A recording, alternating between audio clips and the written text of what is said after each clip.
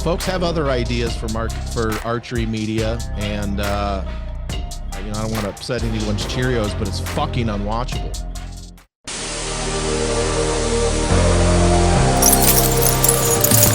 Southeastern Bow Hunter Podcast. What's going on, guys? Welcome to another episode of Southeastern Bow Hunter Podcast. In this episode, we're going to have, one of the big dogs from Bow Junkie. If you know that, if that name sounds familiar, his name is Greg Poole, Big Greg Poole. And he's been in the game for a minute, man. He's like just popped up on here. Gotta love it. Recording. Anyway, Greg is pretty big name in the industry as far as like dude's been around, and he's definitely got some stories, got some really good opinions on things as far as the industry is concerned. He did run Bow Junkie for a while there. I think he still does, if I'm not mistaken. And he also works with Beast Broadhead. So, we're going to cover a lot of really good things in this episode. Been waiting on this episode with Greg for a minute, and it's finally happening. So before we jump into it, obviously we got to do the partners. At the time of recording this, I'm recording this on the first day of ATA. So you guys are probably seeing a lot of the new products that are dropping for this year. Look, man, first episode of 2026, and we're hitting it with a bang. So I'm really excited. There's a lot of cool things coming from all the partners. Probably some changes happening later this year. Don't know yet. We'll see. But one of the big changes that I'm very happy about is we are now part of the Sportsmen's empire. So here in the next couple of weeks, I actually talked to Dan about this yesterday. Here in the next couple of weeks, the podcast will be getting featured not only on what you're listening to right now, but also on the Sportsmen's empire, podcast network that is on Spotify, Apple, all that stuff. So really happy to be part of the family now. I figured it was a really good move to make for the podcast. And, I'm excited to see what comes from it. So let's see. Let's run through the partners real quick. We got Osseo Gear, Summit Stands, Boutique, which if you don't know what the Boutique is, that is custom arrow wraps. I'm actually starting to think about a new arrow build for this year with the Victory HLRs, which I'll get to a little bit later. So excited to see what me and Mike can come up with that. Bergie Bowsmith, G5 Outdoors. I am running the Mega Meat. Absolutely love that broadhead. Prime Archery, that they just came out with, came out with a couple months ago, the new Prime Divide that you can get all the way from 31 inches axle to axle length up to 37. They offer 4 different sizes. So 31, 33, 35, and 37. I'm very excited to go shoot that bow. Once deer season's over, because I've got one more sit at the time of recording this. I have one more sit. As soon as deer season's over, I'm going to go shoot all the new bows and start looking at getting myself a new divide. I am currently shooting the Form 34. Absolutely love it. And in my opinion, Prime makes the best bows on the market. Let's see. Next up, Dialed Archery. As you know, Dialed's got the Proof, the Strike. They got the new Mag 3BA, which is an adjustable vertical pin sight. Let's see. We got Moultrie. So I do want to touch on Moultrie real quick. I absolutely have been loving these cameras, and because of these cameras, I have been able to not necessarily pin down a buck, but the spot that completely went dead, that has had like no deer on it since October, these deer have been daylighting. I've had deer daylight every single day this week. I did go hunt Monday. They didn't show up. They were an hour late, which didn't make any sense. I got in quietly, got out quietly. The only thing I can think of is we had 3 or 4 days of a west wind, and then it switched up, and it was a what was it? Southeast wind, I think. So I'm assuming they probably bedded up somewhere else, maybe a little bit farther. I don't know, but those Moultrie's been absolutely crucial to my season, and I definitely don't plan on straying away from that. I'm going to be using those for as long as I can see. So Moultrie makes a great cell camera. They've got the Edge 3, the Edge 3 Pro, and then also the Edge Solar. So go check those guys out. Bow Hunting League, if you want to become a state sponsor, reach out to me. I can help you get signed up for that. It's only $100 a year. That's $100 a year, not a month. And you get a ton of perks from that. So yeah, definitely go check that out. If you're in Georgia and want to be a state sponsor, I can get you hooked up. Let's see, we got Boning Archery, Scrape Doctor, Victory Archery, which I'm using the HLRs this year. Don't really plan on changing. I don't have a need to. I'm going to try to get the new arrows built, which I'm sure I'm going to cover the new build that I'm thinking of at some point here in the next coming months, because you guys know once deer season's over, we're pretty much just talking everything that we learned from the previous season hunting stories, and archery equipment. So very excited to get that build going. And last but not least, Catalyst Archery, which I actually just remembered I was supposed to take some photos of my stabilizers today, and I didn't. So I need to text Brian and tell him that I messed up on that. But look, Catalyst Archery is a amazing stabilizer company. They make high quality stabilizers at an affordable price, and I have noticed a major difference in my shooting, my comfortability, my stability with those new stabilizers. So please go check those guys out. Okay, so that's all the partners. You guys know about the Sportsman's Empire. Everybody that's on here, all the links are listed below. All the promo codes are listed below. And before we get into it with Greg, I got to talk to y'all about Jesus. I do. If you don't know who Jesus is, just give me a few minutes of your time, please. Jesus saved my life. All right. I was on a path of destruction. I was not living a good life. I mean, yeah, I was married and had my kid and all that stuff, but it's just something was missing, right? I'd come home and I was angry, and I liked to drink a little bit too much. And, I'm just being honest with you guys. There's some things about my past that I'm not particularly proud of, especially some nights that I would come home super upset for no reason. And I finally hit my breaking point. And I said, there's got to be more than this. And I was raised in a Christian family, never denied God, but never really had a relationship with him. And the day that I made the decision to start building my relationship with Christ is the day that my life was radically changed. Look, we all go through tough times. I still struggle with things that, all of us probably struggle with to a certain extent. And before I got to know Jesus, I was lost and honestly hopeless. And it's just I relied on myself for everything. And now, after placing my faith in Christ and have been, really trying my best to bring people to him and profess my faith, and, any opportunity I get, I talk about it. I now feel the type of peace that whenever something happens, whenever I fall short, whenever something bad happens, I know that I have him to trust in, and know that he's going to pull me out of it. I saw a thing on TikTok the other day. This priest was talking about, how some people think that people who follow Jesus need to live a holy life or a Christ-like life. And that while that is true that you want to strive for that, look, we all fall short. And the way he described it was, it's not if you fall, it's when you fall. We're human. We are not perfect. We are not, in the presence of the Lord yet. So we still fall short.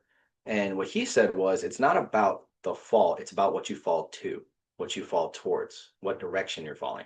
If you're falling, say you have some vice or something, you give into it. And it happens, you do it and you're like, whatever. And you just don't pick yourself back up and you kind of just sit in it. Well, just think of it this way. If you fell to something, if you had something you're struggling with and you fall to it, what sounds better? Having to deal with that on your own and be solely, I guess, responsible for it and just not really, basically do it alone. If that sounds good to you, fine. But if you turn towards Jesus, his point was, if you fall and then you get up and you turn towards the Lord and you just immediately run to him, that's what it's all about, because you are slowly, some people it happens immediately, some people it's a process. I'm one of the guys that needs it to be, that not needs it, but has it where it's a process.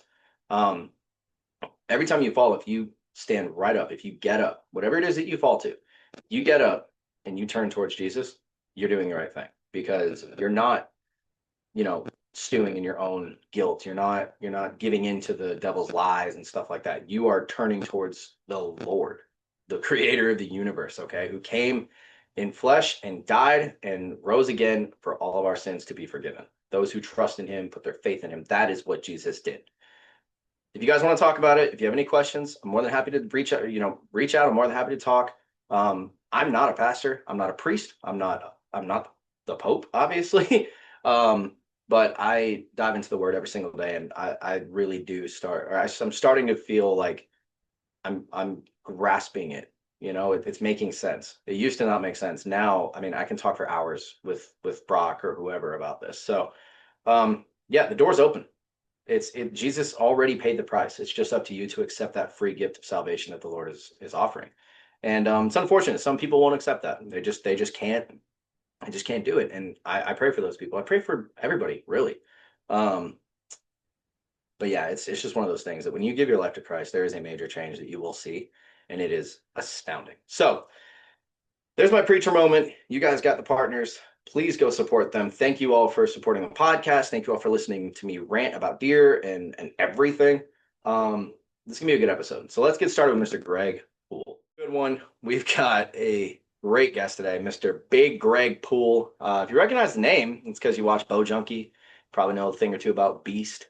And if you were at ATA, you're probably gonna see him. So dude, I am so thankful you came on. I said in the intro, I've been wanting to do this for a little bit, and I'm sorry it took so long, but we're finally here. So, what is going on with you, man? You mentioned something earlier about going to ATA. You're going out tomorrow? Yes. First of all, thanks for having me on. And, as far as delays and all that stuff go, it's like I always say, man, he who hesitates masturbates. So all you can do is ask, and all somebody can say is no. And so, but yeah, I'm actually, when we're done with this, I'm packed up. So I'm in Klamath Falls, Oregon. And I don't have the G17 classified clearance to go to the airport here to take any of the fighter jets, and I don't have I'm not going to pay the extra money to jump on a puddle jumper from here. So I actually drive over the hill to Medford. So I'll jam over there when this is done. That gives me the opportunity to frequent In-N-Out Burger. And then I leave at 5 a.m. in the morning. I'll be in Indy 2-ish p.m. tomorrow. Cool. So at 9 a.m., I'm gonna know Greg's on this flight because you're 3 hours. No, so 8 o'clock. I'll be a little jealous, honestly, when I'm working. But Yeah. dude, yeah, that's awesome. You were telling me earlier you're out of Oregon and all the places you've been. And like one thing that I haven't really talked about much on this podcast is my interest in blacktails, going and Yeah. hunting blacktails. There's something about those deer, and I'm sure you can comment on this. Like whitetails are cool, that especially everybody wants like a chocolate rack whitetail, right? Like I got one back there behind me. But there's something about I guess it's like a cedar color or whatever that those blacktails get. Right. I mean, I guess the question is how is the blacktail hunting out there with where you're at? Do you go If often? Well, I don't generally, because I prefer to go east and hunt out in the high desert, Strawberry Mountains, out that way. Mhm. But if you go west, you're in the rainforest. If you've ever seen the movie Predator with Yeah. Arnold Schwarzenegger it's literally like that. It is super thick, rains like a cow pissing on a flat rock, tons of logging roads, mountains like this. So if you want to get a high quality blacktail, first of all, you're not road hunting. You can kill a blacktail road hunting. Yeah. You ain't killing a stud. And, this is kind of the thing that, a lot of folks, let's just be honest, whitetails are 85% of our market Yep. because there's that many of them. Like, there's that many of them. Yeah. What? I mean, There's a little bit. There's yeah, a I very mean, high number, and I yeah, feel like our numbers are down, but they're not. They're just elusive this year for whatever reason. But they're yeah. out And there. yeah, yeah, right. And so, there's just the blacktails aren't in as many places, coos deer aren't as many places. Obviously they're introducing some elk and doing stuff out there. But look, man, whitetail rules the roost. But it's like driving down the road. The whitetails are the F-150. There's just more of them. Yeah. It's just what it is. There's just more of them. I've never And heard it put that way. oh, it's true, man. Like Yeah. it just is what it is. And so, it's not a diss in any way. They have their own challenges. But when it comes to blacktail, they're not talking about a quality one, and you're not going to shoot a 200-inch blacktail. That's not how this shit works. Now you can get down into Northern California and bet and get some pretty good ones, but they're generally smaller racked. Here in Klamath Falls, just west of me, when you start to get into the mountains, we also get what are called bench legs, and that's when a mule deer and a blacktail breed. And what you end up with is a mule deer body on blacktail legs, because blacktail aren't as big. Yeah. Yes, your eyebrow raise is appropriate. The Huh. racks are kind of a hybrid, but yeah, the body wise, they have shorter legs. on a mule deer type of body. They're funny as shit looking, to be I'm honest gonna have with to you. look that up. That's Yeah, crazy. well, yeah, it's just is what it is. And Yeah. so for me, when I first started, coming up, I didn't even start really shooting a bow until like 99, 2000, and it was here in town. So the farming buddies and the guys that kind of brought me into this lifestyle, they all went west, or excuse me, east to hunt out in the Strawberry Mountains out by Burns, John Day, and the timber out there where the big elk and Rocky Mountain elk are. And so if you go west from here, you get up into the Roosevelts. And for anyone that knows elk, the Roosevelts are giant bodies, smaller racks. And yeah, they literally live in the rainforest. And so two totally different kinds of hunting, and that's something that I don't think that the level of blacktail hunting necessarily gets the credit that it deserves for someone who can consistently do it. Simply because, like I'm not going to say you're not going to take a 50, 60-yard shot on a blacktail, but the odds of you taking a 50, 60-yard shot on a blacktail are extremely low, just like a whitetail, Yeah. just for different reasons. So, I mean, what is the strategy out there? Because like my uncle who lives in Colorado used to live in Washington, I think, and he hunted blacktails out there. Right. Was younger.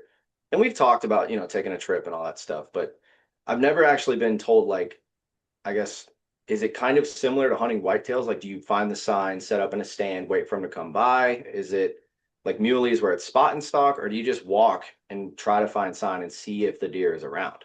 Yeah. So it's kind of a hybrid of all of it. You're definitely not hunting them like whitetails Okay. unless you have an established. And so here's the thing about out here, like most of the people that hunt in the Midwest and back East are like, and we hear it all day from the internet people.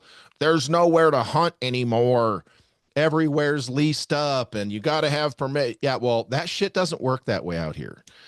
Yeah. Out here, you have Weyerhaeuser and you have logging companies that own a good bajillion acres. And they're generally speaking, they don't, especially when I lived here before, but there's logging roads everywhere. So it's not like you can just drive the roads and find one and shoot one. You might for a dumb one. Yeah. Legal issues notwithstanding, don't shoot shit from the road. Just throw that out there just as a just PSA, don't do yeah, just it. just as a disclaimer, don't shoot shit from your truck.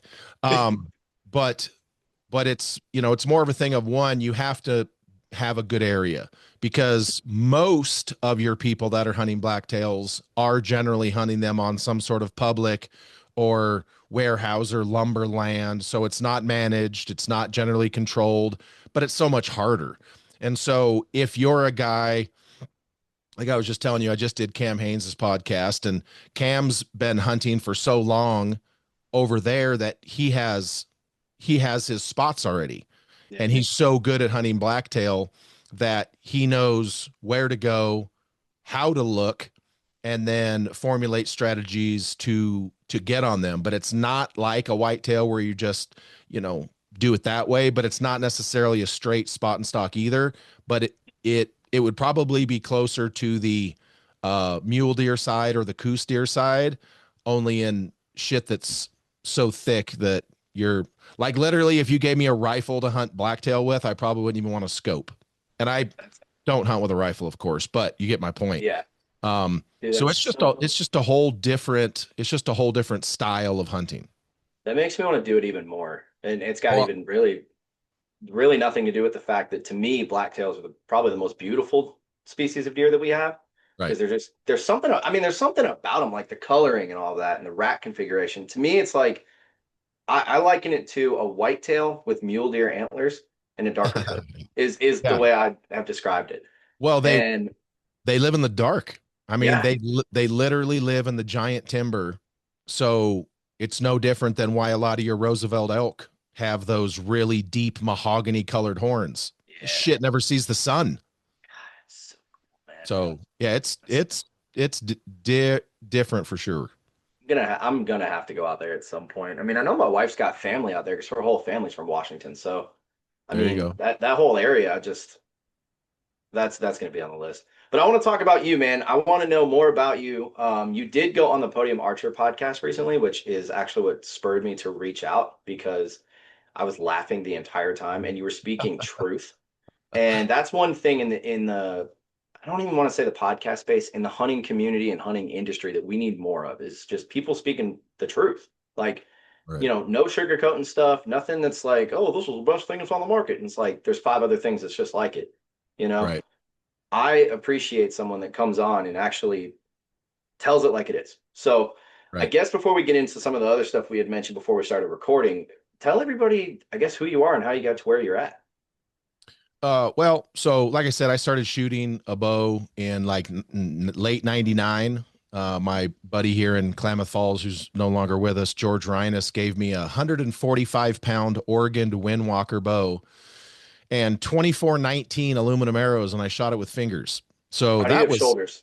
that was my introduction. Now, mind you, those were the little, I mean, it had big old thick wood limbs and little tiny cams. It wasn't like today's bows.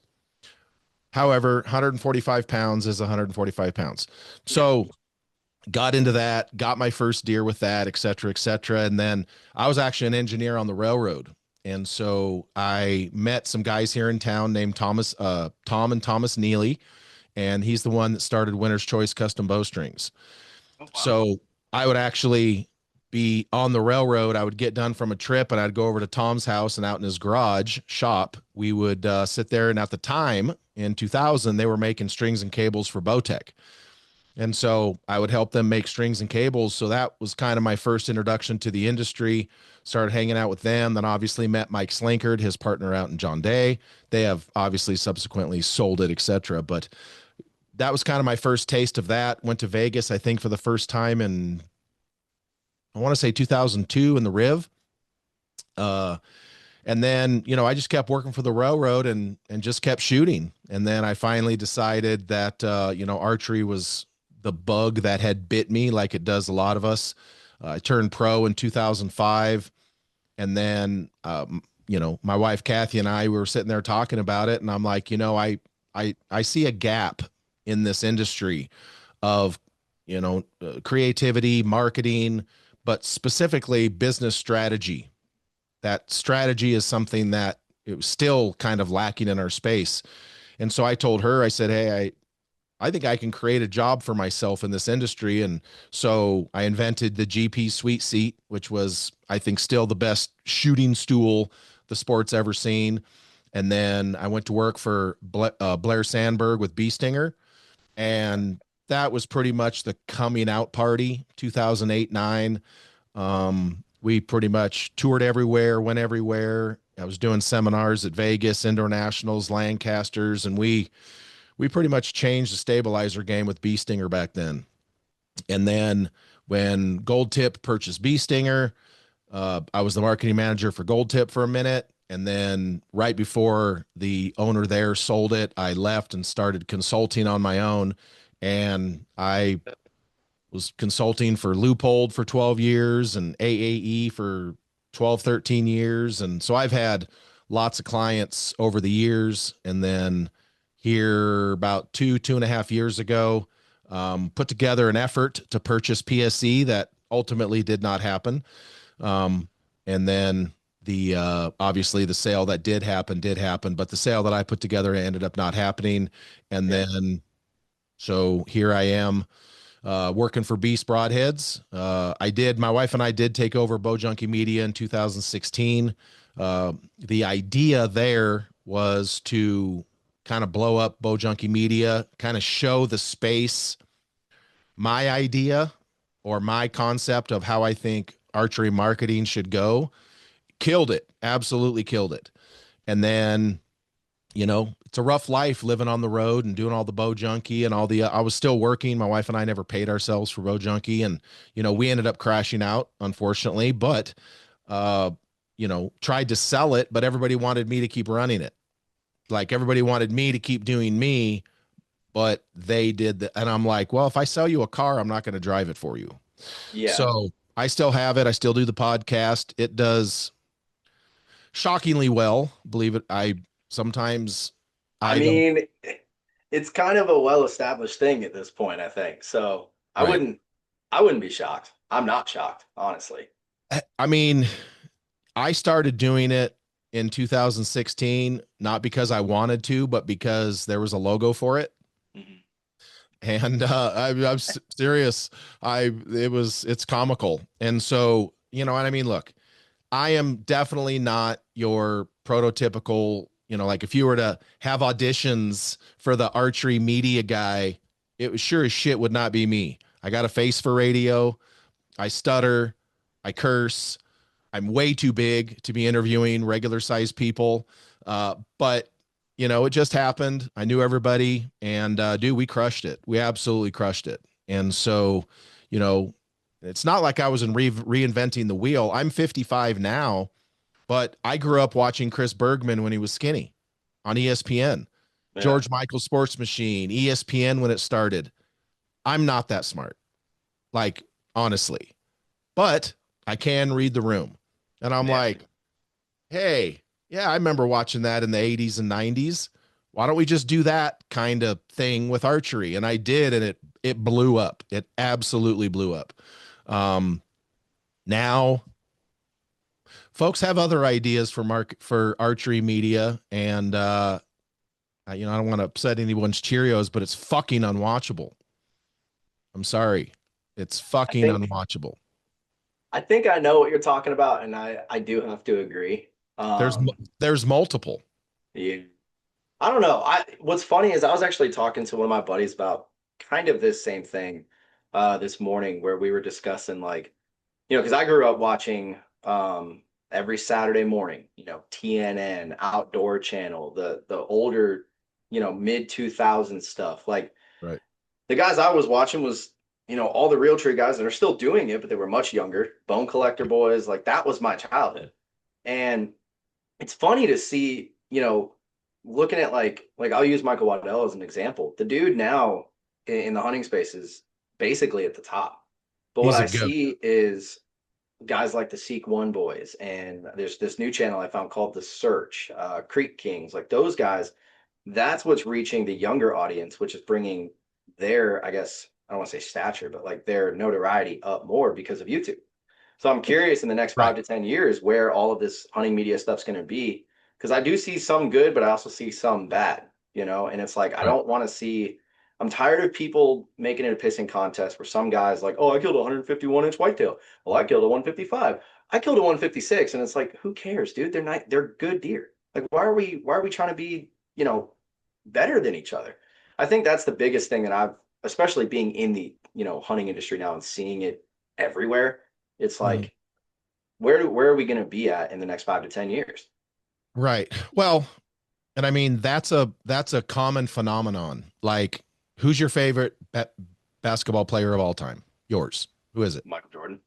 Okay. So, how would you feel if Michael Jordan went to the rim and never dunked? Probably a little disappointed. Right. Can you dunk? No, I touched the rim one time in high school. That's my claim to Well, fame. that is your analogy for big deer versus regular folk. True. Nobody wants to watch Michael Jordan make fucking layups. We want to Yeah. see Jordan raise up, teabag somebody, and flush. We want to watch Michael Jordan raise up on people Yeah. and throw it down. But you can't do it, Yeah. but you want to watch somebody do it. Yes. The only difference that we have in our space, the hunting industry space, is we all feel like they need to be doing what we're doing because we can't do what they're doing. But what they're doing is what everybody wants to fucking watch. You don't try to run out there and dunk from the free throw line, do you? I Fuck did no. once. Yeah. I And tried it. how did it work out? Made it about 10 feet, and that was it. Exactly. And so that's the comparison. Or NASCAR. Who Oh, else okay. can, Now hold on. I tried that one. I actually right, did run stock car back in high school, and dude, I can relate to that one way more because I grew up racing with Chase Elliott, right, and I'll tell you right now, just being in that world for a little bit, seeing the difference between what Bill was buying for Chase and what like one of my local buddies was buying, night and day. I That's mean, what there I'm was, saying. yeah, Right. it's crazy. Yeah. And So I so definitely just, understand that. yeah. So just because I see someone driving 240 miles an hour in a circle doesn't mean I think I can do it. But our space, or golf, if it, in our space, and Michael Waddell, by the way, is as badass a person in real life as you see on TV. He is Yep. he is Mike's the shit. Michael Waddell is an awesome dude all the time. It's I just how he completely is. agree. And you can walk up to him anywhere, anytime, shoot with them, just whatever, whatever. Yeah. What would happen if you saw Tiger Woods on the warm-up range and you went out there with a bucket of balls and thought you were just going to hit a bucket of balls with Tiger Woods? I'd embarrass the crap out of myself. No, you wouldn't. You would have three dudes my size carry you out by your Oh, well, that's true. butthole Okay, and yeah. and Good and point. and open up every door with your face. So the problem that we have in our space is we feel too similar to the people that are at that level. And so what ends up happening is none of no sponsors. You're not going to have a TV show if you only go out there and shoot the kind of deer that you and me do. Mhm. You're just not. Yeah. I mean, even the hunting public guys, I was watching their stuff very early on. They were shooting 100, 115 inch deer. And like, I love watching that. But now when I watch it, they're all 130 plus, it seems. Right. And I kind of So noticed it. I'm like, so it's a okay. matter of they're trying to sell a product. Yep. But here's the thing, and I've explained this to a lot of people. What do you think? Let's just use the hunting public right now. What product do you think they're selling? Probably that new bear bow that just came out. I No, would assume. they're selling their viewership. Good point. Good point. Nobody sponsors the hunting public because 52 people watch. True.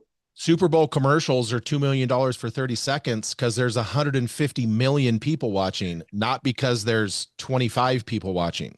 Yeah. If all of a sudden the hunting public, if all of a sudden their YouTube got 100 views per show, they'd be done. No sponsors would sponsor them.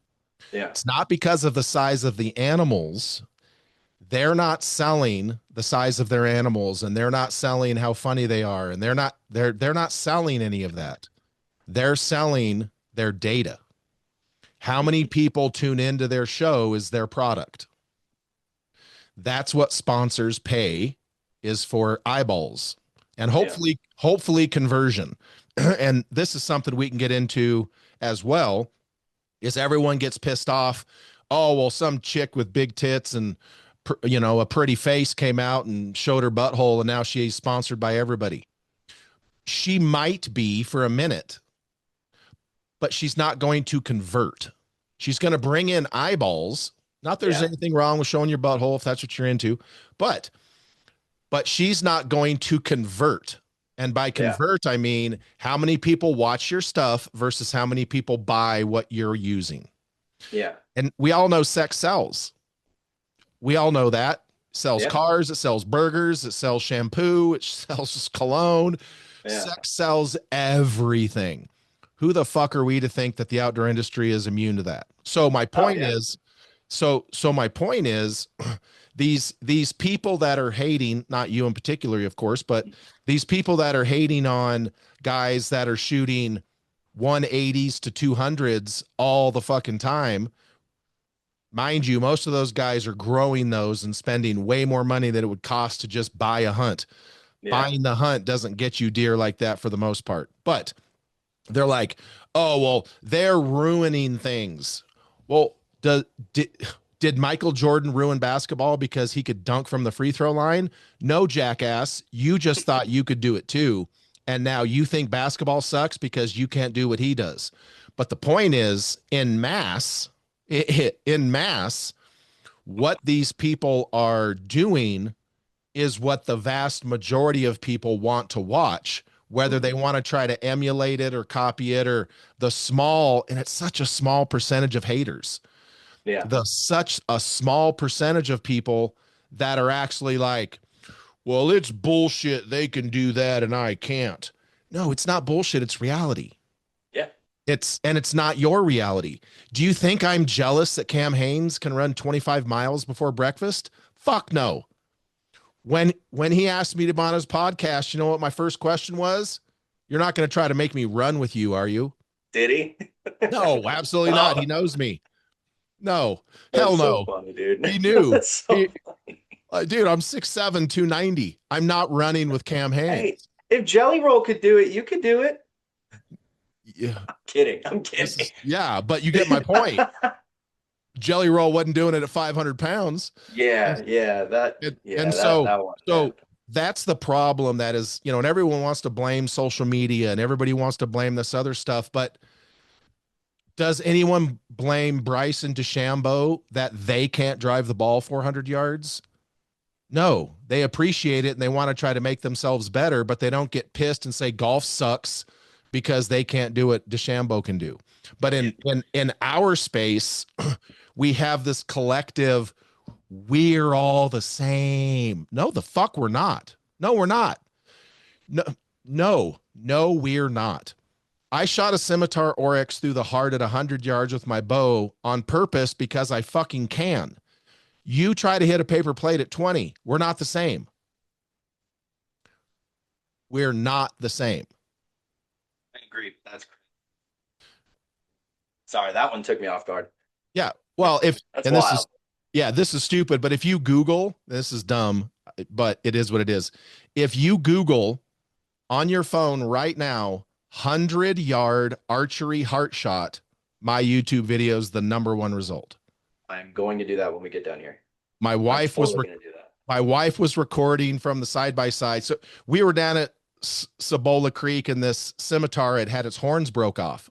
And so the herd kicked it out. None of this shit's high fence, by the way. I don't play that.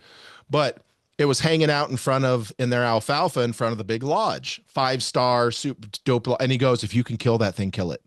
Because all of the guests come and they're like, what's that big white thing out there with no horns? And they're like, and they have to explain. And so we had like 2 hours to go before a big dinner and we saw it and it would let me walk up to 100 yards. And if I stepped to 99, and it was all wide open. Yeah. And if I stepped to 99, it would turn and walk off. I would walk up to 100, 99, it would turn and walk off. So finally I'm like, fuck it. Dialed my sight to 100, walked up, came to full draw. It turned and walked. I paced it 7. I let down, walked 7 paces, came to full draw. And I'm like, hey man, I'm Ricky Bobby in this bitch because we got dinner in 2 hours. I got to shit shave and bathe. I got to look I got to look good. And I'm not chasing this sumbitch an African plains animal all around the countryside down here in Texas because I shot. No, I'm either missing or I'm hitting. Pipe buckets right through the heart. But, and it was like, oh, that's not ethical. Well, for you, it might not be because you think hitting a paper plate at 20 is good. Yeah. But everything's not for everybody. And so that's part of the problem we have in our community is everyone wants to attach their feelings, their expectations, and their talents onto other people. Yeah. And the bottom line is the Outdoor Channel and all of these sponsors are not paying a show to kill 100-inch deer all the time because people are not going to tune in to someone shooting 100-inch deer all the time. They're just not. Do you think, I want you to speculate for me. Do you think so I guess, let me backtrack that up a little bit. Do you think it'll be possible that eventually everyone's going to realize like, oh, I'm not Waddell, I'm not Bomar, I'm not Lee Ellis. And then they're going to maybe be wanting content that is a little bit more relatable in a sense? No. Okay. No. What is, and this goes back to your point about the Hunting Public, Seek One shows that are killing it right now compared to like a Michael Waddell. So what you're seeing happening now is here several years ago, a major bow company, whose name shall remain nameless, but the first letter is kind of right in the middle of the alphabet, right before N, let all their people know that they are going to basically be not exiting, but they are going to be shifting their focus away from hunting television to YouTube and Instagram. So if you've been paying attention Yeah. and you look at, these are all great people, by the way. This is just, you look at Levi Morgan, you look at Pat Reeves, you look at Bone Collector, you look at Lee and Tiffany Lukoski, you look at Jim Shockey. What have all of these people the last 2 years been really focusing on doing? Shifting to YouTube. YouTube and Instagram, digital. Yeah. Because hunting television is not just dying on the vine. Hunting television is going to be fucking old westerns and cooking shows here in a few years. Yeah. And so these shows that have historically, we'll just use Michael Waddell as a good example because he's an OG and a gangster at it. Is he was prime time for crime time when it came to TV hunting for the last 20 years. Yeah. I mean, I grew up watching it. Correct. So, What 8, 9, 6 years ago, why would Michael Waddell ever needed to hire a separate editing team just for digital? Why would he ever need to focus on the digital other than small stuff when he was like literally in the top 3 of hunting television, period? Why would he need to do that? you saw the writing on the wall. Well, no, he didn't know he needed to do it until he needed to do it. Okay. But guys like Seek One and the Hunting Public and some of these other digital monsters now, and they're monsters now. Yeah. They never had a television show because they, whether they knew it or not, they either didn't want to try to afford a hunting show or they didn't want to go through the bullshit hassle of a hunting show. And I've talked to a lot of these people, and I can tell you right now, they didn't want to have to be under the thumb of these networks because the Outdoor Channel, the Sportsman's Channel, and the Pursuit Channel, yeah, it's all a give and take. And when you're under their thumb, you don't have the creativity you want. You got to have. Isn't it super pricey to get an episode on there too? It used to be, but they are, yeah. Well, and that's part of the problem. Is back in the day, as long as you had the money, you could have a hunting show, no matter how good or bad you were at it. Yeah. And they didn't give a shit how many people watched your program because unlike every other television show in the world, the network wasn't paying, in no other space does the show buy the airtime. Yeah. The network creates the show and then it's a whole different flipped relationship. And so now what's happening is your Seek Ones, your Hunting Publics, all of these guys, excuse me, they've had a head start when it comes to the YouTube and the Instagram game. And so now that hunting television is going to be pivoting, not by choice, those people are all now, and look, Lee and Tiffany and all of these guys, they have great followings. Their channels are growing exponentially. But that's why, like, if you look at a Lee Lukoski, a Lee and Tiffany on YouTube, and then you look at a Hunting Public, you're like, what the shit? How is the Hunting Public or Seek One's page so much bigger than Lee and Tiffany's? Because they've been working on the same thing since the beginning. Lee and Tiffany were doing a television show and had some social media. Yeah. Now, the last year or two, now Lee and Tiffany are having to pivot and say, oh, yes, okay, now we need to focus on YouTube and Instagram as well. Because the hunting TV is not going to end up going for the rest of our lives. And so they're making big gains, but that's why when you look at those, it's not comparing apples to apples. Yeah. Well, the thing I do like about it is like, I watch all the Bone Collector stuff that'll drop on YouTube. It pops up every time. And it's basically the same format as what their TV show was or is or whatever. And so it's almost like, and I guess a lot of people might not really think of it this way, but, you're basically taking it from one, I guess you could say, network or streaming platform or whatever, putting it on YouTube, and there's almost no difference. But then you can still enjoy it. They get the benefit of not being under somebody's thumb, and it just, I feel like it just works out for everybody, but the hunting show, the hunting right. network. Well, but even though it's a different medium, it's not the same content. And here's why. Number one, if you have a 30-minute show on the Outdoor Channel, generally speaking, you have like 7 minutes, 6 to 7 minutes, depending on your contract, of sellable time. The Yeah. network gets 3 minutes of it. You sell 4 minutes of it in 30-second increments, but you have to provide a 23-minute episode. You can't have this. You can't have this. You can't show that. You can't show this. You can't show all the lead up. You can't show all your B-roll and your history with the animal. You can't show a whole bunch of stuff because you only have 23 minutes.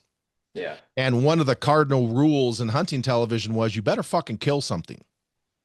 Because I've heard so much about this. yeah. And so back in the day, especially, your ratings would absolutely tank if you didn't kill.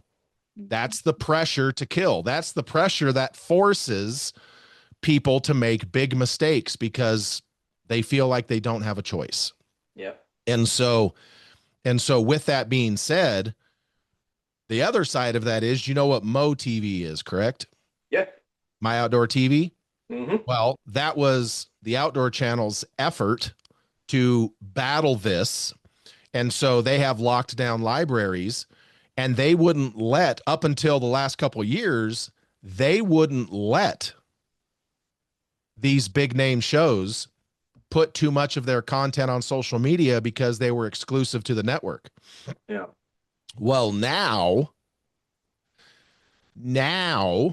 that shit has completely turned, that tide is completely turned. I believe this year they raised it to 15 minutes.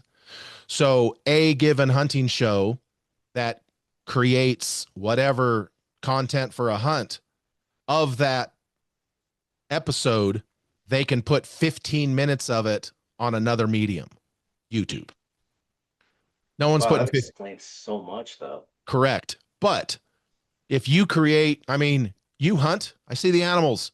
Yeah. Whether you film it or not's a whole nother matter. If you're putting 23 minutes of this on network, how much footage didn't you show? Probably at least a year's worth, if not more. Hundreds of hours. Yeah. Hundreds of hours. So, and then if you could only put 15 minutes of that episode onto another medium, now what can they do with all that other footage? Now they can tell long form stories, because 23 minutes on the Outdoor Channel is not long form. No, not at all. But putting out 15 videos of farming and scouting and B-roll and freaking hanging blinds and planting crops and doing all this other stuff you've done leading up to it. Yeah. People will consume that on digital. They won't consume that on hunting TV. Well, and the perfect example is when Lee killed that, I think it was last year, that buck he named Goliath, and it was a 2-hour video. Right. I was like, dude, I know it's 2 hours, but I've watched it probably 3 or 4 times. And it's like, that showed everything from basically the first time he figured out where this deer was to when he killed it. You don't get that in a 15-minute episode or 20-minute episode. At all. And the thing is, it's more enjoyable and you actually learn stuff. Like, I've learned a lot from watching those guys. I've learned a lot from watching Cody DeQuisto's little YouTube breakdowns and stuff. And you can't, to me, the YouTube side of things feels really more personal. You can actually get to see the story rather than be like, yeah, we're out here in Texas today and we're going to see if we can get us a big buck. 5 minutes go by and it's like, he's on the ground, boys. And it's like this, 190-inch, just nasty thing. And it's like, well, what led up to that? How many deer did you see? What'd you shoot him with? I mean, you know what I'm saying? Which don't get me wrong. I do enjoy those because it reminds me when I was a kid. But when I was 8 years old, I didn't know anything about hunting. I just like watching it. So to me, that's what it was like. And then when I got into it, I'm like, oh, dang, dude, I got to do way more. Or when they're sitting there picking boogers and playing on their phone, and then it's 7:02 and you hear the feeder go off and they're like, oh, it's almost time. Yeah, that one. It's a whole nother matter. That was a hard thing to accept. So the point is, and here's the thing, like I already said about Michael, but Lee Lakosky is one of the dopest people you'll ever talk to. Yeah. He's an engineer, a real one. He has his master's in chemical engineering. He's smart Yeah, as dude's shit. smart, super He smart. is wicked smart. Yeah, And so in a 23-minute video, he's got to, you know, Lee just can't come on there for 23 minutes and just riff. yeah. You got Tiffany has things to say. You got to talk about setups. You got to do this. You got to do that. You got to show X amount of B-roll of the animal per the networks before you kill it. So, like, if Lee Lakosky's hunting and some rando deer from the neighbor comes over and it's 220, he's probably not even going to shoot it. Do you want to know why? Think I know why, but Networks want history. yeah, that's why I don't film. I mean, granted, I wouldn't be on the network anyway, but I couldn't do that. Well, if you're not on network, no one fucking cares. Exactly why YouTube is That's a great thing. that's the point. So Yeah, so Lee in this long form stuff, or at least on digital, y'all are going to be shocked because Lee's going to get to do whatever the fuck he wants. yeah, And I know Lee well. I love conversations with Lee. He is super smart. He's an absolute sponge when it comes to archery technical information. He's yeah. an amazing shot. Like, I appreciate Lee for the archer and the human that he is. Mhm. And I talk to a lot of folks in this space that aren't, but Lee is authentic and real as it gets. And so for me, him now having it's freedom. Let's just be honest. It's Yeah. freedom. Lee is now going to have the freedom to air and talk about and show things he's never had the time or the availability or the permission to do before. To even think that like the big dogs were under something like that. Oh, And 100%. I mean, it's weird because of course, all the big, and I'm sure this is gonna take us down a certain rabbit hole because I do want to talk about some of the new stuff that's dropping at ATA. So maybe we can Okay. sort of segue to that with this. But the crazy thing is like, if you really think about it, big corporations, I guess, that let's just use like the Outdoor Channel, right? Or just the TV networks. It shouldn't be a surprise to anybody that they're doing this No, at because all. all they care about is the money and all they want is, the set. It's basically the way I look at it is you have the intro to the person, where they're at, what they're doing, show a couple of deer, dead deers on camera, big dead deer. That's what they want. And then move on to the next one. And it's the same thing. And on YouTube, it's like you actually get to know these people. Like I've met Lee Ellis one time. I feel like I know the guy though, because I've watched all of his videos. I'm good buddies with Jay Maxwell's, who, we've talked back and forth and stuff. And they live an hour away from me. Like I Right. literally drive past their hunting spots every day. I pointed out there's a place that I see 100+ deer, and I'm like, man, I know that they've been back there. It's crazy Right. because you feel like Right. you know these people, but you don't get that when you watch these 20-minute videos. No, But and I mean, and that to segue to the ATA, yeah, that's why you don't see, like, I can remember in 2011, I think, when I was the marketing manager for Gold Tip, I put together a signing with Levi and Samantha Morgan and the Kiefers and Ted Nugent and but that was fun with Uncle Ted. the, yeah, the Kiefers. Yeah, there was like 8 or 9 of them.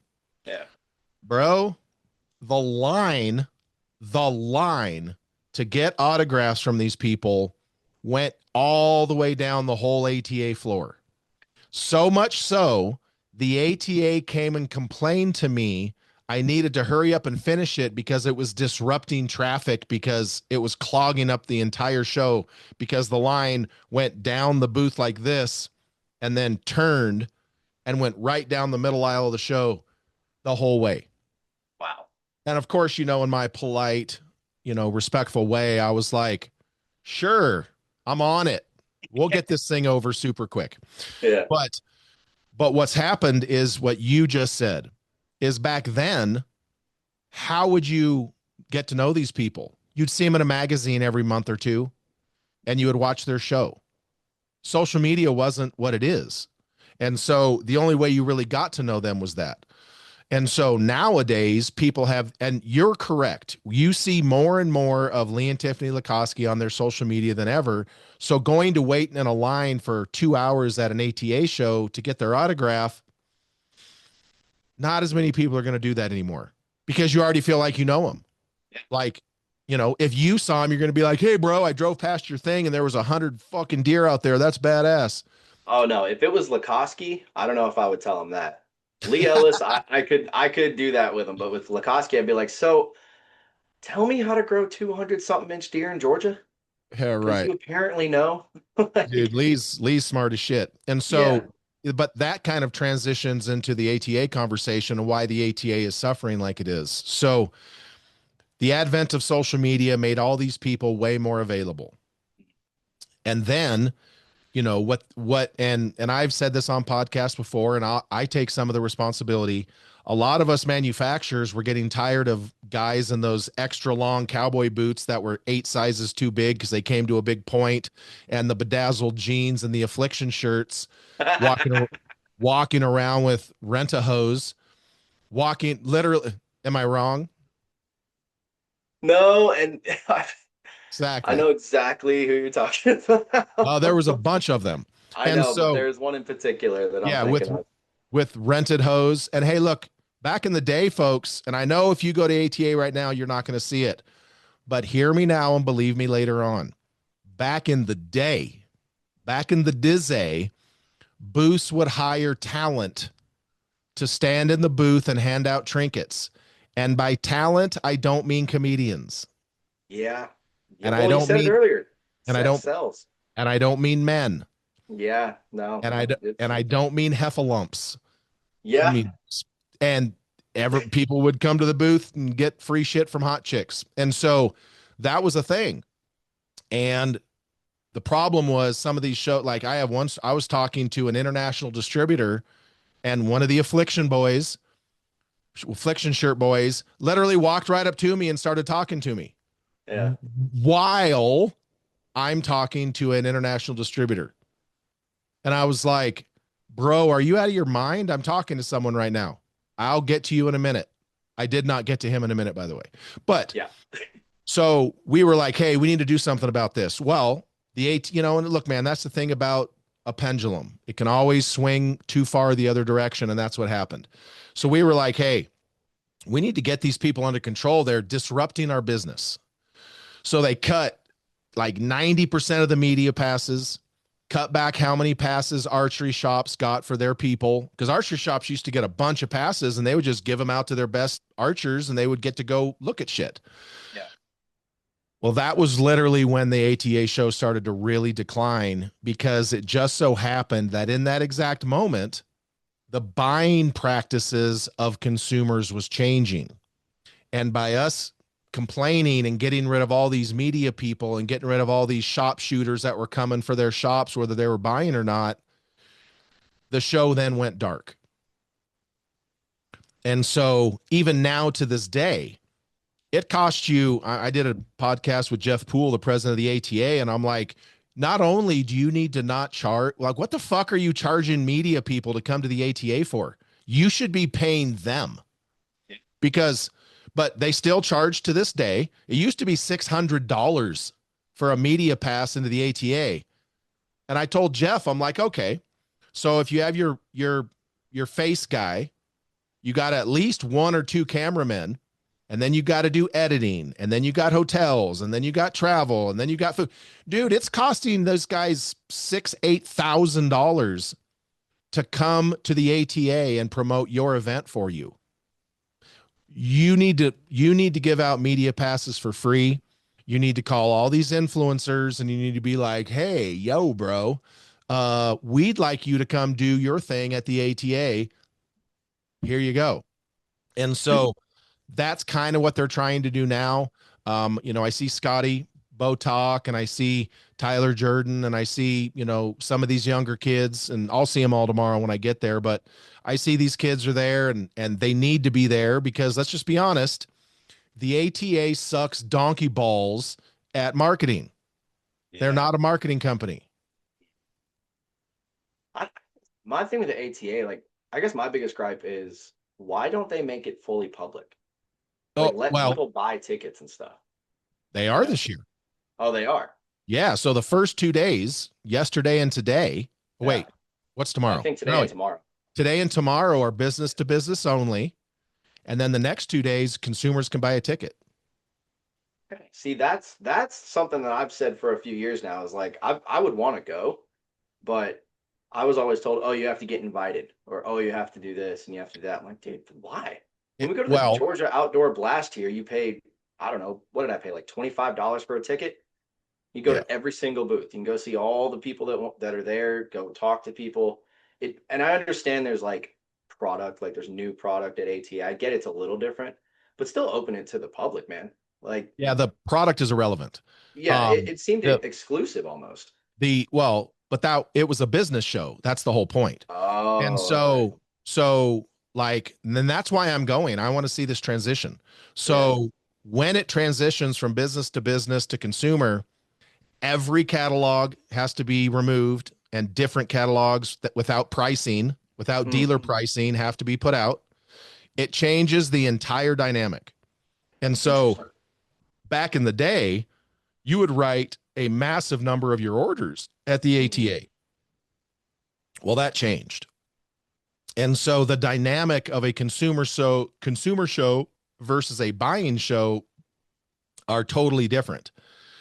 And so not only do companies have to have some sort of structure to write these orders with people, dealers fucking hate it because they want the attention of the manufacturer. If they're going to write $100,000 in orders, that's why most of them have private rooms. So you can Yeah. go back into the private rooms and sit there and go through every SKU and go through the whole 9 yards. So it's a totally different dynamic of doing business. So what they're trying to do now is they're trying to still give the business to business opportunities. Dude, I know at least 25 dealers, pulp fiction level pipe hitting dealers. Yeah. If you get that joke, let the gimp out of the box. Pipe hitting dealers that are refusing to go to ATA this year because of the consumer show. Huh. Now, let's talk about this. We've all hopefully everybody has been somewhat seeing the ATA in their feeds today. Seen a few. Videos from lots of people. Yeah. I don't. When's this going to air? I don't give a fuck. I'm just kidding. Next Tuesday. Yeah, I'm joking. Okay. I'm not seeing a lot of fucking people in the aisles. Yeah. The videos I did see, it looked a little bare, It, honestly. right. And I'll tell you the other thing, and I know microphones are good these days and stuff, but I'll tell you, I went and did a lot of ATAs and did a lot of media at ATAs. And I'll tell you the thing that I'm not hearing the ATA. So What do you mean by when that? these people are talking about their products, or someone else is talking about their product, you don't hear the ATA in the background. You don't hear thousands of people talking and murmuring and bustling. And dude, when me and my wife Kathy used to go I had to recruit other people to stop people from walking in between the camera and me and the person I was talking to. Oh wow. We had to turn up we couldn't turn the gains up on the microphone because then it would just fucking pick up more ambient noise from the crowd because it was loud as shit in there. So we would have to talk louder because there was so many people in there. You Yeah. could hear it. And when Oh, you can hear it, you like, can feel it. yeah. It's an energy. And so from the videos that I've been seeing today, Not I'm there. not hearing what I was hoping to hear, but it's just dealers. True. So I'm going to be there tomorrow, and come Friday morning, there better be 10,000 people that Do you flood think into that building. do you think there will be? I Yes, mean, honestly. sure. Okay. Absolutely. Well, that's promising. No, For I mean, I anyone just for anyone who's listening and not watching, I was my head it was a gesture very was not confident. synchronized with my what came Yeah. out of It my face. was a very Um confident yes. yeah, that's my concern Yeah. because if they only have 1,000 consumers show up, it's a total waste of time. Yeah. That's not, dude. So The Harrisburg show in Pennsylvania is 11 days and gets 1 million people. mm, good. The Iowa Deer Classic, hundreds of thousands. Yeah. So I understand and I appreciate Jeff Poole's efforts. I don't want people to think that I'm trying to dick kick the ATA here. I'm not. He's trying to repair damage that was happening for decades before him. So I give Jeff Poole, no relation, I give him plenty of kudos. He is trying. He really is. So I'm not trying to, I'm just saying that this hybrid ATA that they're trying to do now, and it's tough. I mean, could you imagine what would happen if you went to Harrisburg and you're like, all right, you need to make one of your days dealers only? They'd tell you to go fuck yourself. Yeah. They would absolutely laugh in your face and be like, no, absolutely not. Yeah. And so what the ATA is trying to do is long overdue, but they're finally trying it.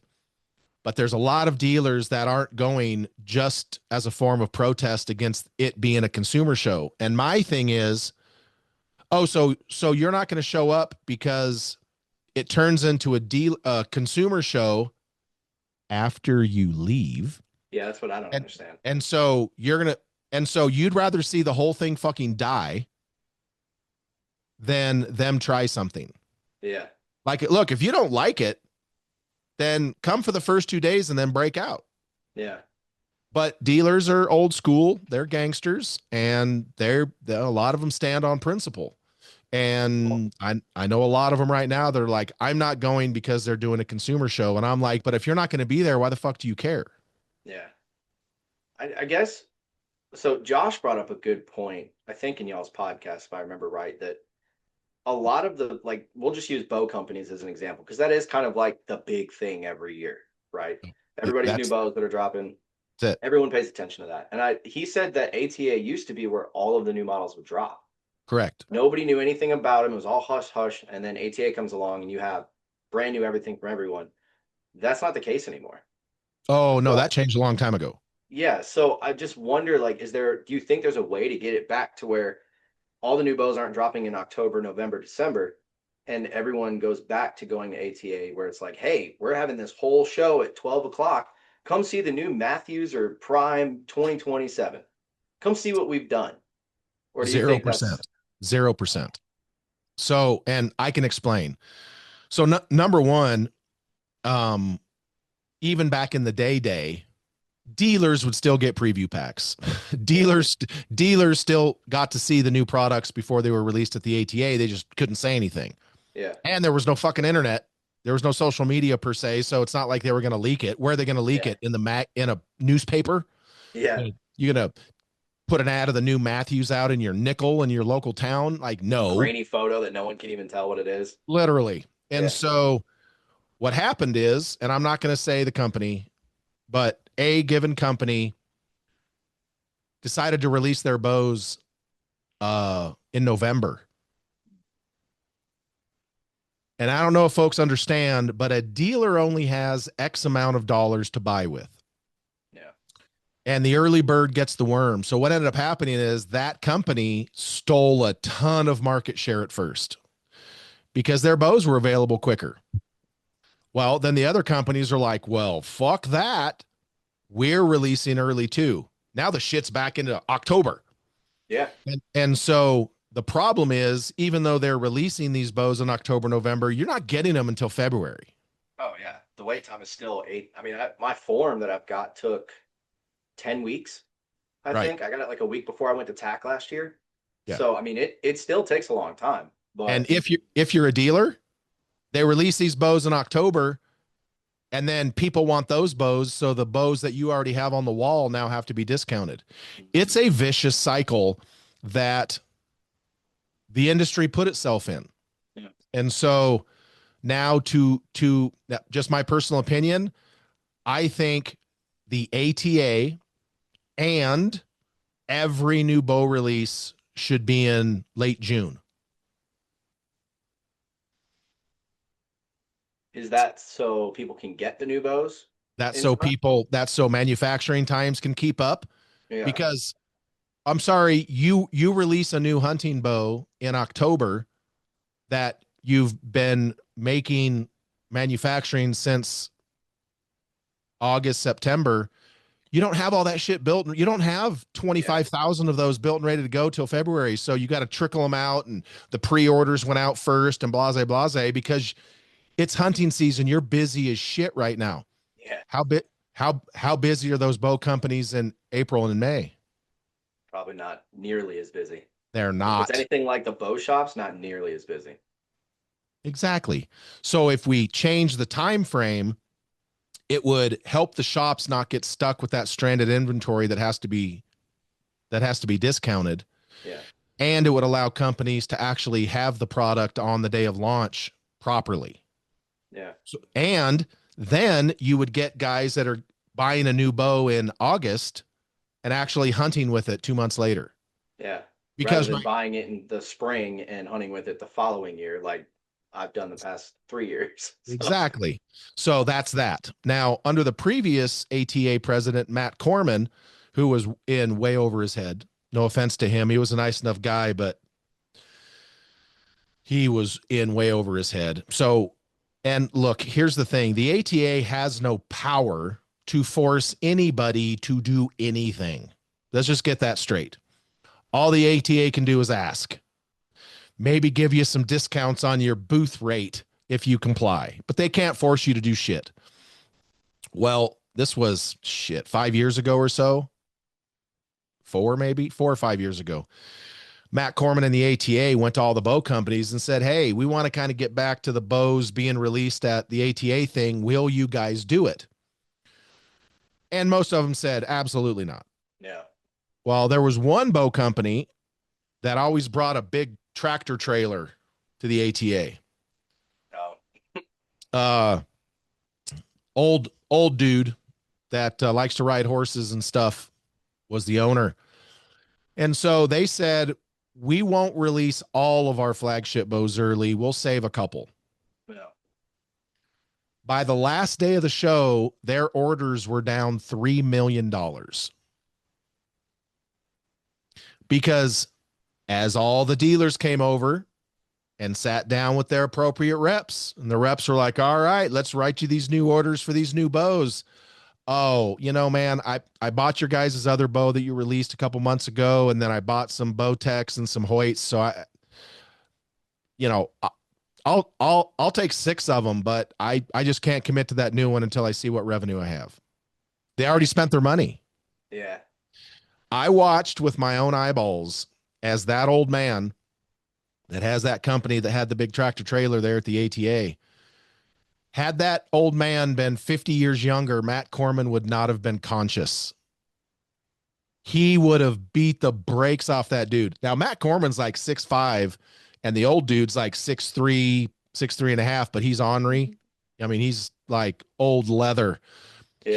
He would have beat the brakes off of Matt Corman. He was so red in the face in the middle of the aisle, screaming him down to no end.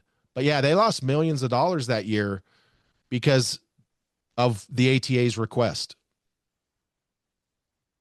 So no, you're not going to get. The only way that you could potentially even get that to happen is if you completely did a paradigm shift of the entire show, put it in June, and completely turn the whole scheduling thing onto its ass. Yeah. Because no bow company is going to release their hunting bow in April. Nobody. That would be Yeah. no. I mean, That's June is a good time because, like, the typical, I guess, thought is that every general whitetail hunter, not guys that, like, I'm only taking a month off from doing any deer stuff, and then I'm knocking on doors, doing food plots, all that stuff. But the basic deer hunter, they don't even think about deer till July. So if right. they have the new bows drop in June, or they have the show in June, or whatever, well, now it's at the forefront, and all these guys are like, oh, you know what? I've had the same bear whitetail too for the past 30 years. I'm gonna go buy me one of the new Matthews or something. Right. They'll do it rather than because the thing that always bothered me is like I'll get a new bow and I shoot it all year and I love it and I think it's great, and then I hear rumors Like I'll use Prime as an example, right? I partnered up with Prime a year ago and love the form. Best bow that I've shot, super smooth, yada yada. Well, then I started hearing rumors about a smaller one coming out, and I'm like, well, why didn't you tell me about that? It's like my draw length's 28 inches. I usually only, especially now, only hunt like 8 to 12 foot off the ground. This 34-inch axle bow, I'm struggling a little bit. Like it works, it kills. I've killed deer with it, but Right. why didn't I know about this 30? And so then I'm like, oh, there's a new bow coming. Cool. Well, then that comes out. It's a 30-inch prime form. And then I hear another rumor about what they're doing this year. I was like, dang, dude, I Right. haven't even had this bow a year, and now I want another one. If Yeah. I'd have Well, known about and it. bow companies didn't used to release a new hunting bow every year either. Really? Matt Matthews has been pretty consistent with making some improvements as time has gone on with models. Yeah. But no, these bow companies having to do Hoyt having to do an RX-10 and then an RX-11 and then an RX-12 every fucking year. Yeah. Number one, if you knew how much it cost any of these bow companies to actually get a new bow ready to go in R&D and new molds and new injection molded parts and new fixtures and machines and new forgings, and why the fuck you think this stuff's so expensive? Yeah. It makes sense. And It makes sense. back to the F-150 reference. Why do you think that the F-150 main body and structure stays the same and every year they just add fancy new shit to it, but they don't say it's a all new it's a new F-150. No, it's an Yeah. F-150 with some new shit. Do But you in think ours, we're in this, like, I don't want to say paradox. What's the word? This, I guess cycle might be it. I don't know. Do you think we're kind of rabbit holed into every bow company feels like they have to come out with a new bow every year now well, they to do. compete with each other? Well, that yes, whether they actually do or not, they absolutely have. And upright bow technology is upright bow technology is also plateaued. Yeah. Thank God you What said that. I've literally been what's saying that for like two yeah. years now. Yeah. Oh, it's been way more than two. And so Yeah. now they have to put lipstick on the same different color lipstick on the same pig. But why do you think they do that? Do you think they want to? No, because the vast majority of, and this is going to be rough on some people, the vast majority of archers out there are fucking retards. And they Just think a clip. that new is, oh, it's an all new. Yeah. Bro, your F-150 is not all new. It has some new features. Your new bow, generally speaking, Hoyt's made some absolute cam changes. Prime went away from that fucking donut ringed, Yeah. triple, double spaced cam thing that they had there, which was Yeah. smart of the, it's about fucking time. But anyway, so I'm just saying, good for Yeah. them. They finally read the room. And so there's some changes like that. But for the most part, dude, it's just literally been different colors, different cutouts, and small features and small options. But Yeah. then they call it a whole new name. And it's like, it's not a whole new name. It's the same thing. God. So now what? Like, have you seen that new, what the shit's that bow at ATA right now that I shared it on Bow Junkie Oh, today. I wanted to talk about this. You talking about the Revolution? The Revolution. Bro, Yes. what is that thing? Well, one, that's 50 years old is what it is. Is it really? Oh, dude, they had shit like that back in the 70s and 80s. Oh, Just not as okay. refined. Yeah. But it's a lever bow, more like it's like a Oneida, but better leverage. It's going to be way Yeah. faster than an Oneida. Oneidas are slower than old people fucking, but whatever. But that Revolution bow is a leverage bow, and that's that's one of the first things I'm going to go find Yeah. now. And this is the problem. And I shared it. Everybody's like, "Oh, it's ugly. I don't like it. I don't want it. I don't blah blah blah." Well, guess what, bitch? That's exactly what people said when compound bows went from the way they used to look to the way they kind of look now. Yeah. And that's the exact same thing that people said for this. Do you remember the Sims Limb Saver bow back in the early 2000s? No, I was Okay. probably 5 or 6 years old then. Okay. So, So Sims Limb Saver made a yeah. bow way back in the early 2000s, and the riser looked like a waffle maker pressed it out. And they got absolutely torched for having the most ugly bow ever made. 2 years later, Matthews made the exact same riser, and it was declared a work of art. Archers are retards. Archers are so gullible to marketing face shots that they Yeah. just literally wipe it off and ask for another. And that's the problem is the general market of consumers, not discerning archers, we Yeah. know, but your general, the 90% sheep, they just swallow the marketing and say, yeah, yeah, yeah, yeah, yeah. And then Yeah. companies have to respond to that. Let's take target bows. I do not believe that target bows in 2026 are as reliable as target bows from 2012 Why is that? because the same people that are shooting these hunting bows, okay, how many times have you heard someone talking about a target bow and they've said, "Oh, it's so dead in the hand. Oh, it so has so little vibration. Oh, it has so little." Yeah, that's hunting bow shit. Shut the fuck up and keep your lips together. How many times have you ever heard someone drive a nitro fuel dragster and be like, "Yeah, the alignment's off a little bit and the shocks are, it's a little bumpy for me. I'd like to be going 340 miles an hour in a quarter mile more comfortably." No, no, they don't.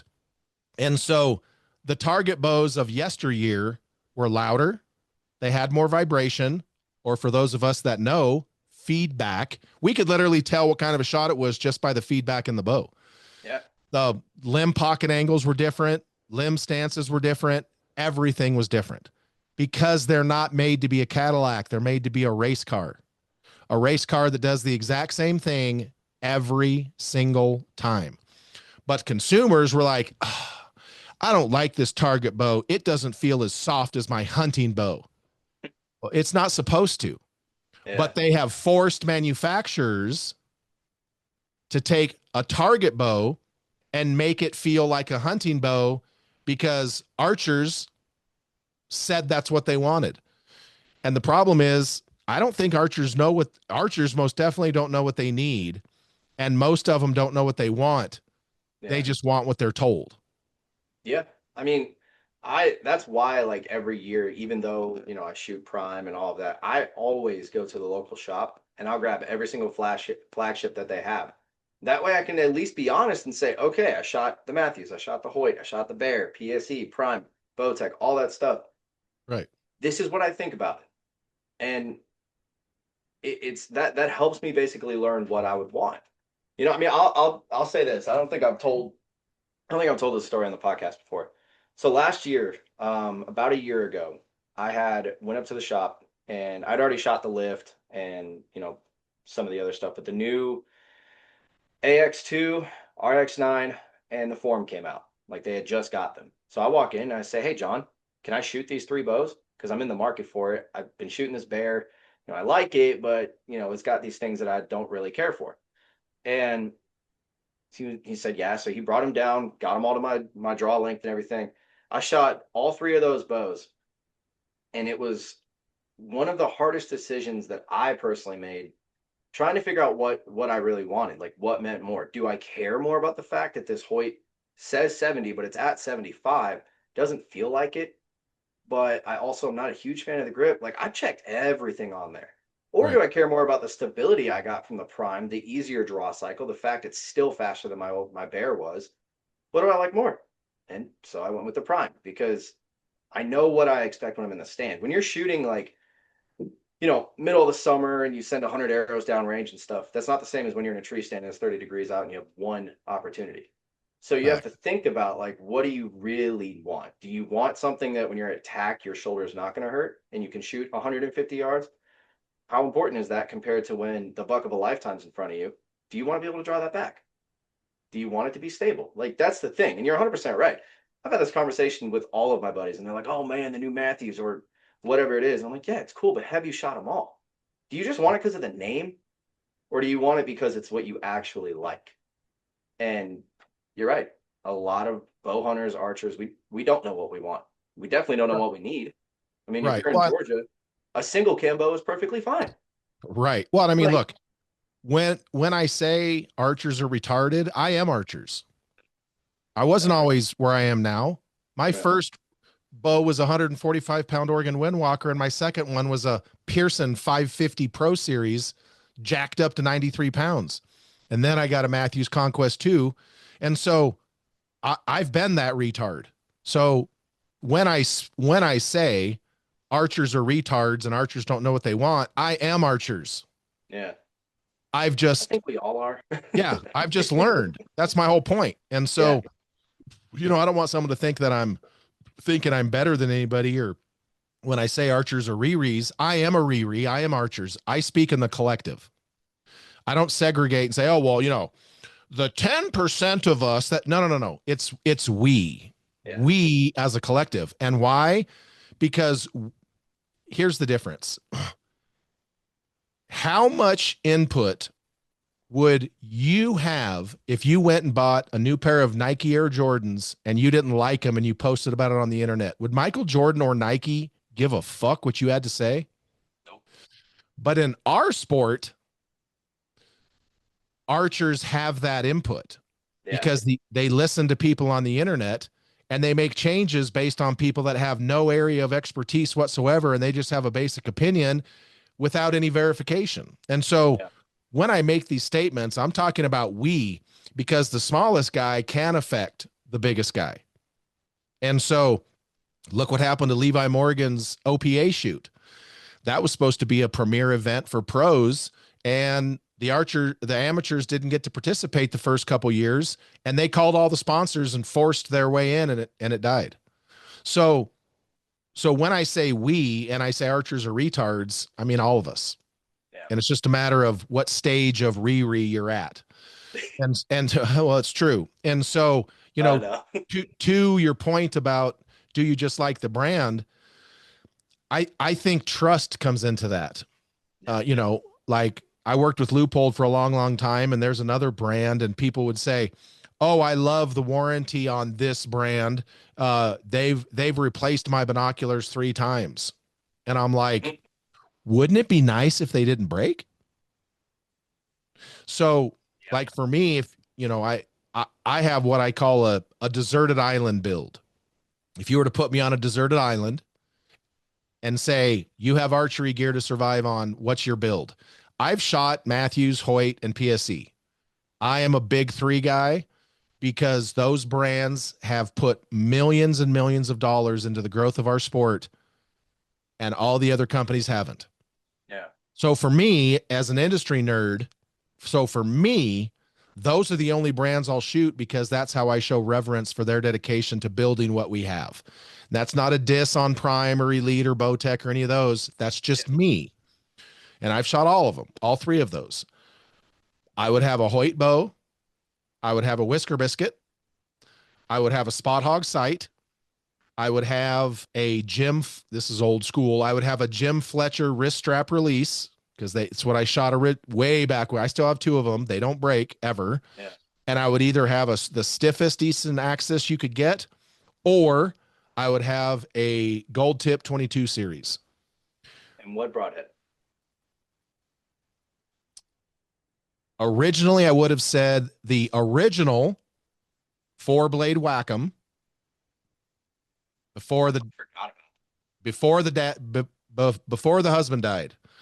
Not since it. they Yeah. got sold, and now so not anymore. So right now, Iron Will.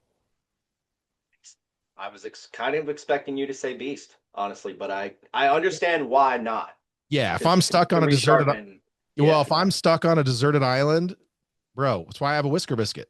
yeah. Like, When you said that, I kind of knew where you were going with it because I used to right, argue this was me 3 years ago because I've only been doing the podcast for 3 years and bow hunting for 5. And so I started off, my first bow is still back there. It was a right, $300 Blackout Intrigue, a rebranded bear, right, basically. right. And I had all my buddies with their PSEs and Matthews and Hoyts and blah, blah, blah. And I'm like, man, you guys don't need that. It's like this thing's $300 with a Whisker Biscuit and this 5-pin horizontal sight. I can still kill anything I want. The crazy thing is, you still can. Yes. because it's reliable. The only thing is, I never knew what a flagship bow really felt like to hunt with until I got one. And then I was Right. like, okay, this is a lot different. So Yeah. I get it. But once you said the whisker biscuit, I'm like, yeah, I know exactly where he's going with it. Yeah, dude, if I'm on a deserted island and I can't have any shit that breaks. Like Yeah. if you were to tell me right now, there's no animal in the world right now that I wouldn't shoot with a beast. I've seen it all. Yeah. Don't say elephant because that happened too. You just haven't seen it. So Well, I heard rumors. yeah. So I did. so right now, but if you put me on a deserted island, I'm not taking any mechanical to a deserted island. Yeah. Sorry. No. No. I would take an iron will. I need something that is Reusable, fully just reliable, won't fail you. I get it. for yeah, I can sharpen on a rock. Yep. Fucking I like so but and that just comes down to the trust factor. Joel and Matt and Derek and the guys at Matthews are great people and they make a great product. On a deserted island, though, I'm just going with something that is stupid reliable. And I will give Hoyt some props now, but let's be honest, for a lot of years there, Hoyts were loud, Hoyts were slow, and they were heavy. They were slow, Back in the yeah, they've relatively speaking. yeah. Not slow like a turd slow, but like comparatively, because this is something I talked with Cam about is no one's really doing the speed race anymore. That shit's over with. But when Matthews and PSE and those companies were having the freaking 360, 365 race, Hoyt was really never in it. They were Yeah. like, our bows are engineered better. We're good down here at these speeds, and it was fine. Yeah. But the last decade, and especially since Zach Kurtzall took over, Hoyt has stepped their game up tremendously when it comes to the weight and the speed and the sound of their bows. Like we used to call them the Hoyt jackhammers because they were not quiet. They were accurate as shit, and you could beat an animal to death with them and it'd be fine. But especially under Zach, but like the last decade or so, they have come a long way with doing away with that stereotype. Yeah. So I want to touch on one last thing before we wrap this up. This has All been right. a really, really fun episode, by the way. I Absolutely. think I've laughed more in this than I have almost all year. But I gotta know, because I reached out to you, when was it? Late summer or probably right going into fall about getting Josh Bomar on here. And I don't know if you remember it or not. I could pull up the email. It I was a remember it long time ago. now. I remember it now. Yeah. Yeah. I had So totally forgot about that. yeah, I gotta know, for the people that maybe don't know enough about Bomar or have a specific opinion about him, how is it working with Josh? Because I'll admit, when I first figured out who he was, did not like the guy at all. Sure. Sure. But over time, listening to him on podcasts and watching his videos and kind of seeing what, like we were saying earlier, you feel like you kind of know somebody, right? Right. Feeling like I've gotten to sort of at least know a little bit of who he is. I freaking love the guy. I think he's one of the coolest people we have in the space. He clearly has his own, like, I guess, section of the space, you Right. know? But what is it like actually working with him? Like, I guess the question is, who's the real Josh Bomar? Well, the first thing you have to understand when you talk about something like this, whether it's a Shockey or a Michael or a Cam Haynes or a Josh Bomar or any of these people, they're that successful for a reason. Yeah. And when you're that successful, you're generally not super normal. That makes sense? Like, you're not you're so driven and you are so focused on doing what it is you do. Like there's trade-offs. Yeah. Like, and he's one of those people. He is easily one of the most driven humans I've ever been around. I don't have a problem being around super driven people. Yeah. Like I've went hunting with him and his scent control protocols, fuck that. It is wild. But oh man, he kills giant stuff and he's super good at it. I'm just a left coast dude whining. And so I would never do what Josh does to be as successful as Josh does hunting because I don't want to. Yeah. It's a level of discipline that you can't even imagine. And so when you start talking about interacting and being with people like that, you have to understand that, Elon Musk, for an example, Elon Musk is that example, but you can also tell he's on the spectrum. Yeah. Like Elon Musk is not normal. Josh is normal, but you get what I'm saying there. So, Yeah. Yeah. as far as we're working with him, he has expectations for himself that are far and above any expectations he ever has for anyone else. Yeah. Especially when it comes to, and look, Josh is not answering customer service fucking phone calls and emails. And no, Josh does Josh stuff. And everybody else does everybody else stuff. Just like me, I do Greg stuff. Nobody else here really does Greg stuff. Yeah. And so, being with Josh, the first thing, whether you're hunting with him, working with him, any of that, the first thing you're going to identify is a level of passion that a lot of people not only can't relate to, but don't understand the complexities of. And so, like, I've literally been with Josh and seen him get a text message, and he's had 400 unread text messages. Good Lord. I can't even stand 4 of those. You just can't even keep up with them. Yeah, like no. he can't. And so don't ever email Josh, you're never going to get a reply. Yeah. Josh doesn't answer emails.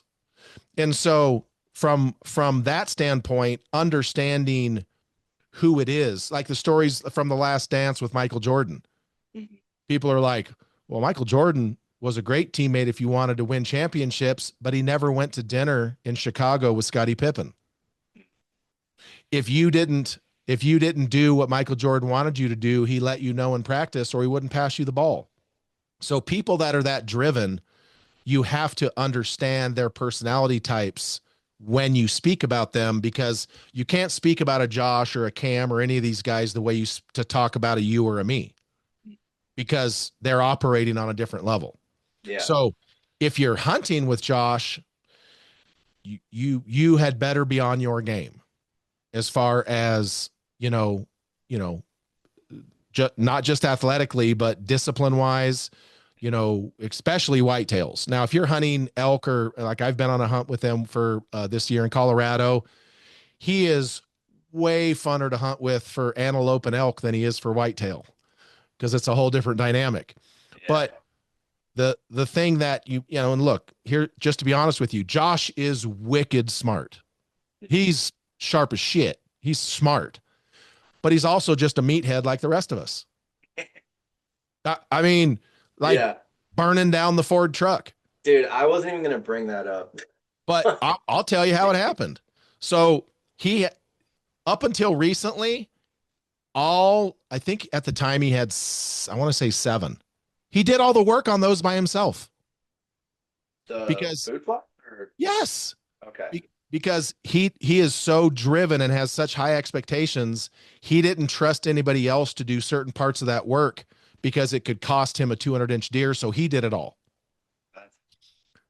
Say what you want, and this for the listener. Say what you want about him, but you've got to respect that. Oh, dude, it's wild. That's insane. It is. It literally, like, Sarah will be like, I'm worried about him. He slept 3 hours in the last month. That's an exaggeration. I made that up, but yeah, he doesn't sleep. And so, pre-workout has entered the chat. But so that day so he has a quad with a trailer that's a full fire rig. The trailer has a big water thing with a hose and a torch on the thing. Like, he has a whole rig for it. Well, it just so happens that day that he had prepared all these lots, all these food plots, I should say, and he had hired a company to come plant them. That's it. Yeah. Just to plant them. He did all the prep. Well, he had to burn those four plots before they were coming in like 36 hours. So like the rest of us, Mr. Meathead goes, well, I'm just going to throw a propane torch in the bed of my truck. And folks that are like, he was out there with a leaf blower like an idiot. No, you're the idiot. Fire control people use cordless leaf blowers to maintain edges regularly. That's like people that like got on him for using a leaf blower. You're retarded, because that's exactly what they use. like I work in like the fire protection system or not system, business industry, whatever you want to call it. And so like as soon as you said leaf blower, my first thought was like, yeah, of course. Why wouldn't you use And that? You and know? folks roasted him for it. They didn't roast him like he roasted his truck, but that's not the point. So he was trying to rush because he had shit to Yeah. do. And so instead of towing out his four wheeler and his little trailer, instead of going, because then he'd have to move that from place to place, he just put a torch in the back of his truck and was driving around out the window doing all the torching, and it worked great. And he got done, and he parked at the end of the field, and he was admiring his work, and the wind shifted and blew that shit straight at him. And before he knew it, one of his tires caught on fire. And I don't know if you've ever seen tires on fire, but Google Kuwait, the tires on fire in Kuwait. That shit's been burning for 40 years and it'll be burning forever. It's millions and millions of tires on fire. You can't just put that shit out. So he tried getting all of his shit out and burnt his shoulder. And anyway, so, was like, oh, he did that for the insurance. Are you out of your fucking mind? Or like, oh, just for clicks. Yeah, he needs clicks. No, that was just a dude rushing. And if the wind wouldn't have changed direction, it would have never happened. Yeah. But it did, and here we are. I actually made a meme. I actually made a meme, and I took his burning truck on a food plot and put like 7 burning trucks out in this, and then I put Josh standing on the edge of the field, and I literally said something to the effect of, "Yep, that should about do it." And I sent it to him. He has a great sense of humor. He's extremely self-deprecating like the rest of us are. So he has a great sense of humor. But he's a serious dude. He's serious about what he does. And he was a amateur bodybuilding champion. He had have you seen pictures of this fucking guy? Yeah, I make jokes about it with my buddies sometimes. Like, yeah, dude, I'm about to start working out. I'm built like Bomar, and they're like, no, you're not. I'm like, you're right, I'm not. There's no physical way I could ever. I mean, the dude's got no neck. Let's just first off start there. He literally is like this as he's walking. It's you know how much insane. discipline that takes? You know how much discipline that it's wild. So he is an extremely disciplined person. And the thing about an extremely disciplined person is people who lack discipline can't handle someone who's so disciplined because they can't understand that level. And so, but no, he's got a great sense of humor, extremely driven. I appreciate that a lot. But yeah, I mean, he's fun to be around. There's no doubt, whether you're at a TAC and he's doing push-up contests with kids or shooting contests with people, or, I mean, he's generally speaking a very go-lucky kind of guy. Yeah. But like all of us, he has a serious side, and that's part of the discipline. But in general, what you see is what you get. Yeah. I feel like to kill, how many 200-inch whitetails does he have now? Like 6 or 7? Yeah. I mean, in order to do that, you kind of have to take it serious to a extreme level. Like the only other person I know and I haven't even actually talked to Josh, but the only other person that I can think of that I personally know would be Spookspan with his, what is it, 22? Spook's pretty talented. Inches. And he has that same kind of discipline. It's there's a fine line between discipline and neurosis, and they both have a foot on each side. But that's why they're so successful at what they do. Yeah. And so, I mean, dude, Josh was killing fucking 170s, 180s when he was a late teenager with homemade recurve bows. People have no idea how long this dude's been killing shit. Yeah.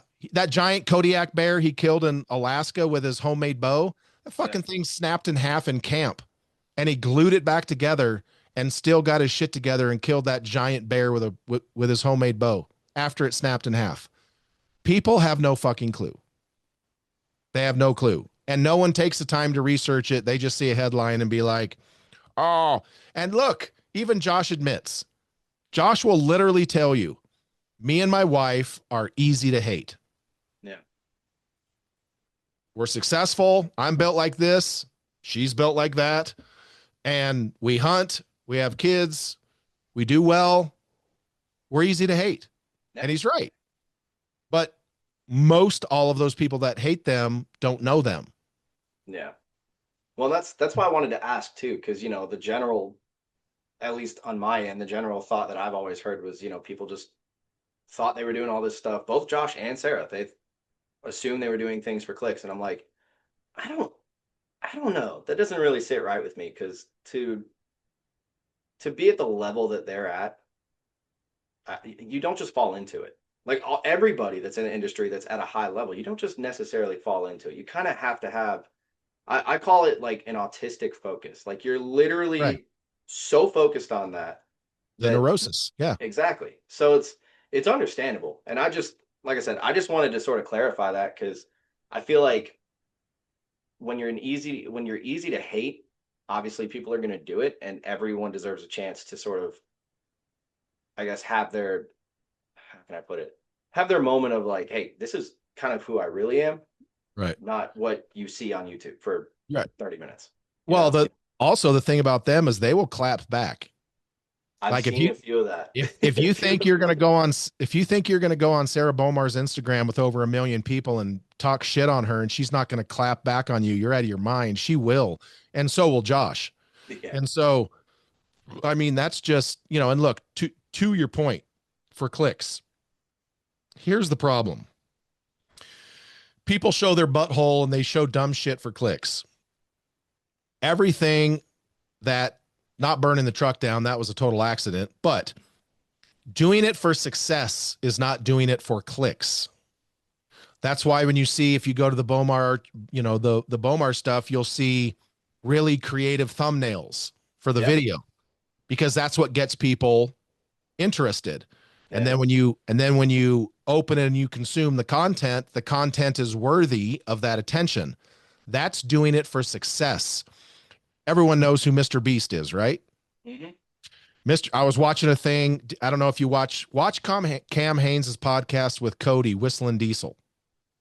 I haven't listened to that one yet. I was planning Yes. on it. So Cody Whistling Diesel was talking about Mr. Beast, and he said, "Hey, Mr. Beast, if you don't know how successful he is, you've been living under a rock."